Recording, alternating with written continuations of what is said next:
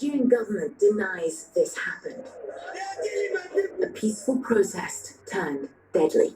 The police were peaceful. They came and started shooting at us.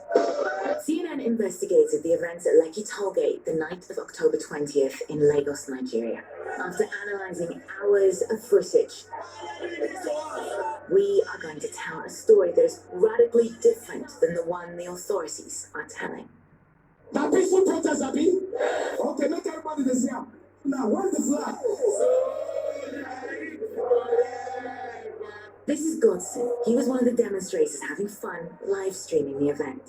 He, like many others, gathered in a peaceful demonstration of discontent after weeks of protest against what they called systemic police brutality and corruption.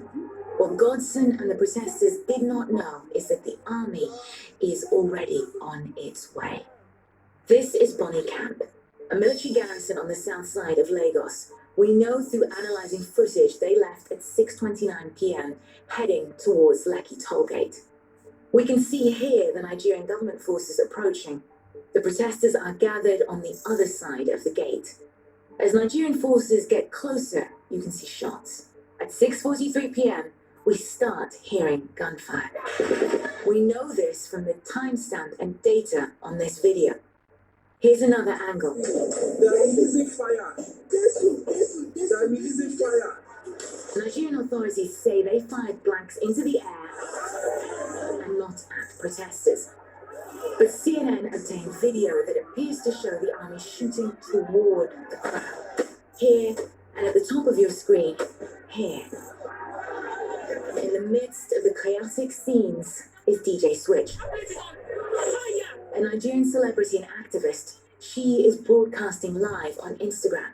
I wanted people to see what was happening. I didn't want anybody to come and twist the story. Witnesses tell CNN ambulances were stopped from entering by Nigerian authorities. You can see here people at the scene trying to conduct CPR. Please explain to me how, in which part of the world do you go to a protest with live bullets? Everybody look at this. These are the bullets that were falling. They were falling by our side as we're dodging bullets. CNN has verified that these bullet casings are from live ammunition. They are of mixed origin. Some are Serbian. This one from 2005. Nigerian military sources verified to us that these are munitions that are currently in use by Nigeria's army. And in collaboration with the Balkan Investigative Reporting Network, we were also able to procure Serbian export documents, proving that Nigeria purchased weaponry from Serbia for almost every year between 2005 and 2016. The shooting continued past midnight. Eyewitnesses tell us it wasn't just the army. At this point, they say police arrived and opened fire. My head is broken. My leg is broken. And police are still shooting at us. If I don't make it through the night, let it be known that I died fighting for our freedom. So why were live rounds used at a peaceful protest? Many family members of those still missing are asking that question as they hunt for answers or the bodies of their loved ones. Elisha's brother Victor was at the protest that night. Someone picked my brother's phone and called me and said that my brother Victor Sunday is among of those people that was shot at Lekki Tollgate. And I entered into the hospital and searched. I did not see him. And we are trying our best to just find him. But there is no way to find him. What we're about to show you is incredibly graphic, but it's also incredibly important. This is Elisha's brother Victor. The data in this footage shows it was filmed at 1:04 a.m. at Lekki Tollgate. Elisha says he received a call about his brother's death around this time. This places Victor exactly at the location of the protest on the night witnesses say they were shot at. This is important because Nigerian authorities deny anyone was killed at the scene.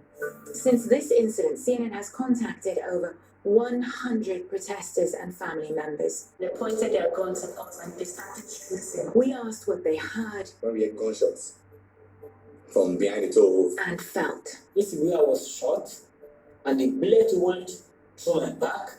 Many are in hiding. Some have fled the country. CNN tried to share these findings with the Nigerian army but received no response. Lagos state authorities would not comment on our reporting until they said a judicial panel of inquiry presents its findings. The wait for answers here continues. Ne'emal Barish, CNN, London. The Nigerian army has called the allegations fake news on Twitter. CNN has repeatedly reached out to them for comment, but has not heard back. However, while before a judicial tribunal, a Nigerian army general testified saying this: "There's no way officers and men will kill their brothers and sisters. I repeat, no way. We have those who constantly seek to drive a wedge between us and between the citizens and Nigeria." And for more on this exclusive report, you can visit our website at cnn.com. The Trump administration has announced